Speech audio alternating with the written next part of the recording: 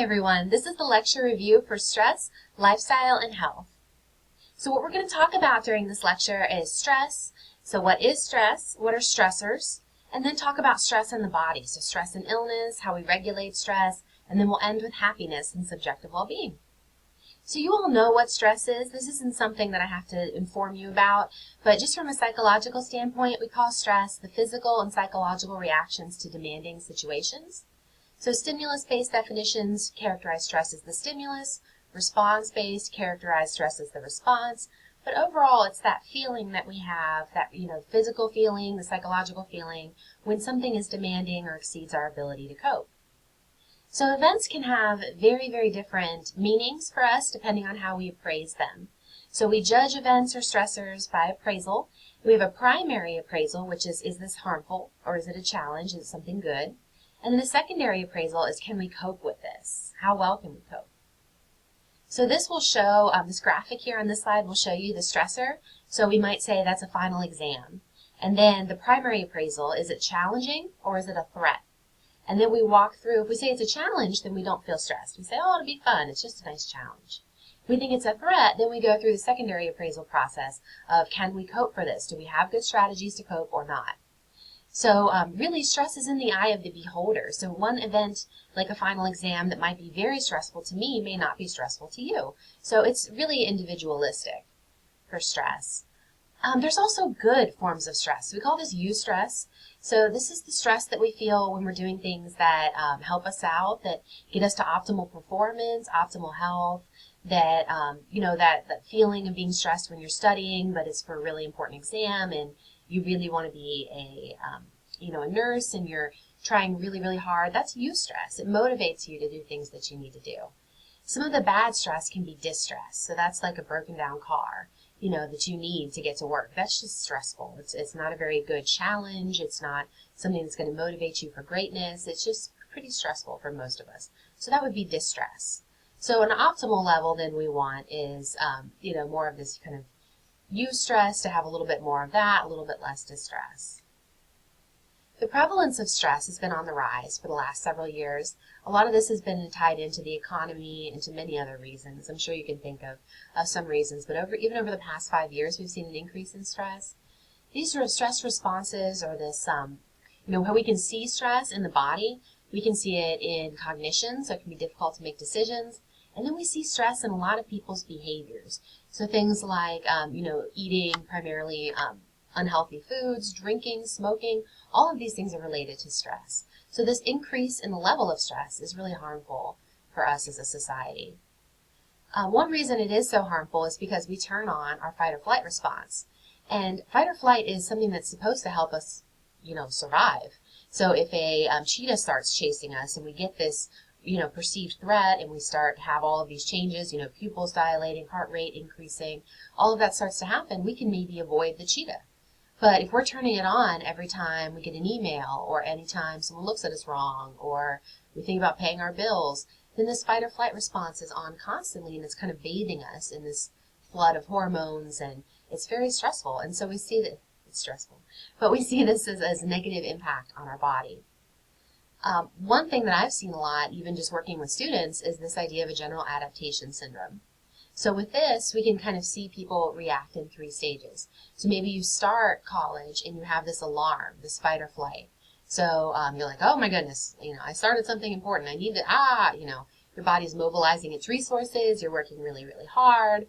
And then as the semester goes on, you get in this form of resistance. So your body's adjusted to those higher levels of stress.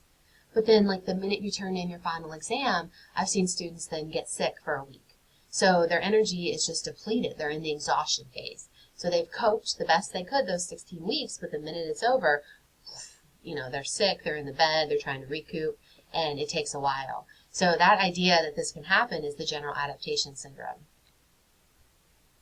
We've talked a little bit about the physiological basis of stress, but an important factor in here is the HPA axis and cortisol. So if we've got these high levels of cortisol, which is released, it's a hormone that's released through it when we're experiencing stress, cortisol kind of bathing in that can weaken the immune system. So we're able to test cortisol levels in many different ways. You can even take people's hair and get, kind of get down to the root and be able to read the cortisol in their hair. So it's something that if you're kind of bathing in that from stress, then it's damaging to the body. Stressors, we're all familiar with stressors. So stressors are the events, the things that happen that make us stressed out. So these can be short-term or long-term events. They can be things like trauma. So if you've experienced, a car accident, that can be a traumatic event that then is very stressful. Life changes. So even things that you're excited for, like, marriage, perhaps, or having a baby, those life changes can be very stressful. A lot of what we experience are daily hassles. So I'm sure you've experienced hassles already today. Just, even if you're watching this, an hour after getting up, you probably experienced some hassles. So that's just things like, the water for your shower won't turn warm, somebody cuts you off in traffic, you have to clean up a roll of toilet paper that your dog chewed all up, just those things that kind of stress us out a little bit that happen every day. And then there's a lot of other stressors, work-related stressors, relationship-related stressors. So there's just many, many different kinds of ways and things to stress out about. But we want to try to reduce our stress because stress really is related to illness. So we call these psychophysiological disorders. So with these, we see things that are related to, cardiovascular systems, gastrointestinal, respiratory, musculoskeletal, skin, pretty much any type of illness, almost any type of illness can be related to stress. So that's what I did as a postdoc. So the period of research after my PhD, I worked with somebody who's cited in your textbook, who has done a lot of work here on stress and health. And so with her research and the research of others like her, she's really found that stress impacts us, on just kind of a global level in our body, that it's very, very harmful. But we've been able to tie the effects of stress to many different types of specific diseases and symptoms. So one big area of focus is the immune system. So when we are extremely stressed, you're experiencing a chronic stressor, our immune systems get weaker. So, some of the research they've even done here is bring people in to labs who are chronically stressed, and then expose them to the cold virus to see who gets a cold and who doesn't. And those who are under chronic stress are much more likely to get the cold than those who are not experiencing stress. So our immune system really can get weakened. It can work, much less well due to high levels of stress. So not only can stress then impact our body systems, impact our immune system, it can also impact the way that we actually age. So these telomeres, what they are, if you haven't heard of a telomere, there's a lot of good information on the internet just kind of explaining their basic function. But you can kind of see these chromosomes here, and the telomeres are the tops of those chromosomes. So they protect the genetic data, and each time the cell replicates, they get a little bit shorter. So we think this may be one big reason why we age or have mortality, why we actually die. But we know that people who experience a lot of chronic stress, it seems to impact those telomeres. So they seem to be shorter than those who don't experience a lot of chronic stress. So people under chronic stress have shortened telomeres. So it's like they're actually aging faster or getting more of that aging. So this is something that's really, really important then. It's actually impacting you on a cellular kind of chromosomal level. So stress is massive. We have to find ways to deal with stress. It's also linked to heart disease, which is, the leading cause of death in the U.S. So that is stress is a major factor there. So pretty much it's linked to obesity rates, especially fat around the midsection, the belly. So it's just linked to so many bodily issues. One type of personality that is more likely to experience this type of health-related effects of stress are type A people. So they experience much more difficulty than type B. So type A, they've got the workaholics, preoccupied with the deadline, but they really have that greater chance of heart disease based on their hostility and anger. So we think that's a huge factor. It's not just being driven, it's not being conscientious, it's really kind of having that level of hostility that leads to these increase in heart disease. So it's something to do with the stress levels there. Type B, if you're more of a type B person, you are more relaxed and laid back, and that's not really related then to heart disease. So hostility is something really, really important. Stress and other illnesses, we've got depression. This can lead to increases in heart disorders.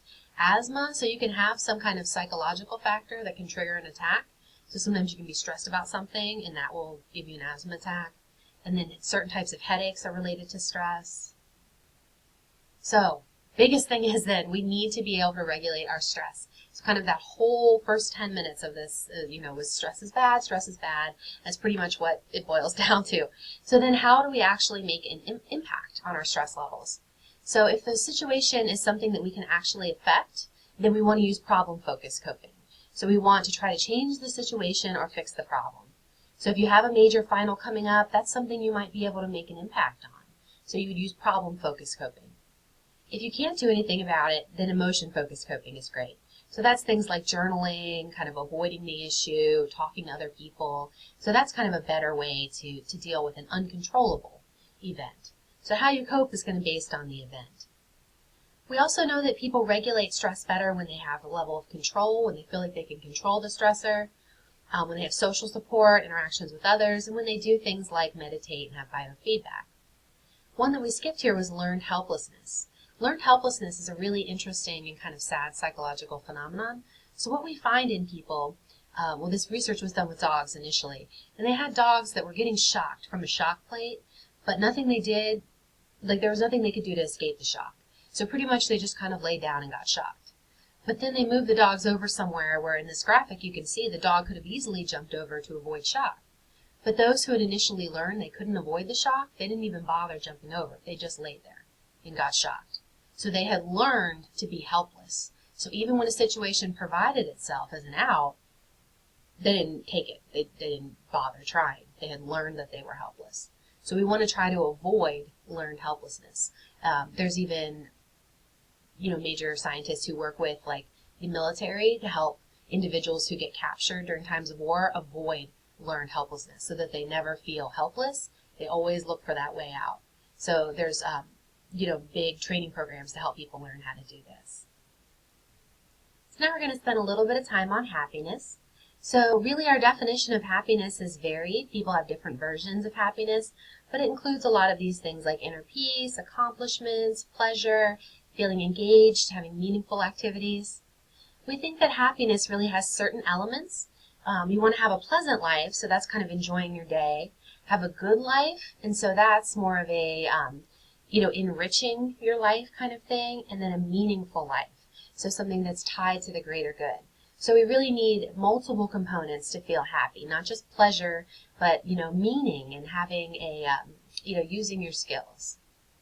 There's a lot of factors related to happiness. So research has said that older people actually report being happier, people in good social relationships. An interesting thing about money is we often think that if we had more money, we would be happier.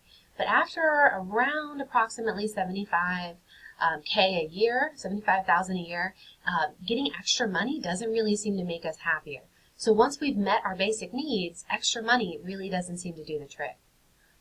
People who are educated and have good steady employment report being happier, and then many times people who report being religious report being happier. An interesting thing about life events and happiness is we found an effect that we call the hedonic treadmill. So many times we think that if we lost a limb that we would be horribly depressed, or if we won the lottery that we would be happy forever. And we find that that's really not the case. We adjust really well to life's highs and lows. We kind of just get used to it, and it's not as impactful anymore. So things that actually increase your happiness, things like being optimistic, writing good things or things you're grateful for, certain governmental policies, reflecting quality of life can help, and then having social support and freedom. Positive psychology is an area of psychology that's more new, and so what these researchers really do is look at people's strengths and try to understand what makes us happy. And so they look at a subjective level as well as more about individual traits. So what kind of things kind of contribute to feeling happy, to feeling fulfilled, to living that good life. That's what positive psychologists look at. So they study topics then that are more positive in nature, like altruism, empathy, creativity. They study positive emotions. An interesting thing they study is flow. So if you've ever been in a flow state, that's a great feeling. We'll talk a little bit about that here at the bottom. So what flow is kind of getting involved in this particular experience. It's really engaging, it's engrossing, it feels like it's just worth doing. So if you, it's, kind of right at that skill level. So if you've ever, started maybe playing a game and then lost total track of time, 3 hours later you're like, what? That's flow. You've been in this flow state. You've just been enjoying yourself. It's engaging, engrossing. Sometimes I get like that when I read a really good book. I'll look up and I've it's 4 in the morning and I'm like, oh no.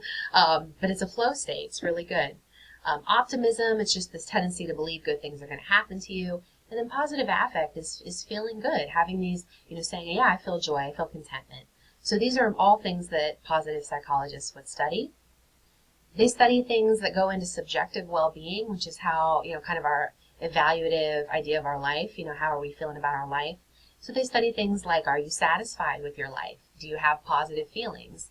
Do you not have very many negative feelings? So are you experiencing low levels of stress, low levels of worry, not feeling sad or angry very often? So they would kind of see, are you experiencing all of this? Then we would say that you're feeling pretty happy. There's a lot of factors that kind of cause us to be happy or that we think are related to feeling happy. Some of these things are more in the person, others in the environment. So some things in the person are temperament, personality, one's outlook, so that optimism, pessimism distinction. If you're really optimistic, you've got that outlook of, kind of expecting good things to happen. And then resilience. People who are resilient bounce back. So they might have something negative happen to them, but it's almost like that brushing yourself off and standing back up and getting back up on that bike or that horse, and you're like, I'm going to keep going. So those are people who are highly resilient. They often report being happier. Things in our environment, if you have sufficient material resources, so you don't need a ton of extra resources, just enough to get you going, to keep you meeting your needs. And if you've got people you can trust, some social resources, and then you're in a society that's more desirable, that you're not experiencing a lot of threat, hunger, fear, all of these things are contributing to happiness.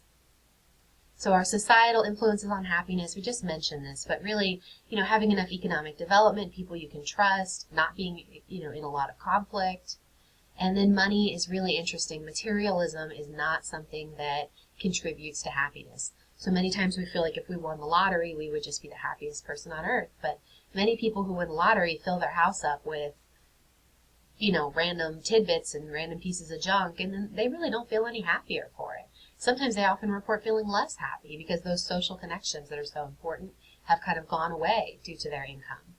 So, it's not always better. More money, more problems sometimes. And then you adapt to your life circumstances. So, if you're one of these people then who can experience a good amount of happiness, sometimes it's work, sometimes it's natural, but if you've got this high level of happiness, then you experience a lot better outcomes. So you're living longer, you're healthier, you've got better relationships with people, you're very productive. So if you feel happy and not a lot of stress, you're able to maintain your productivity in the workforce, and then more likely to be a good citizen. So happiness, you kind of view it as almost contagious. If you're happy, you go out and contribute to the happiness of others. So it's a beautiful thing for society as well. So that's the end of stress. So a lot of this information you're already familiar with, but I think there's some good information that we can learn about, avoiding stress, how to cope with stress, and how to maintain our happiness. Thank you.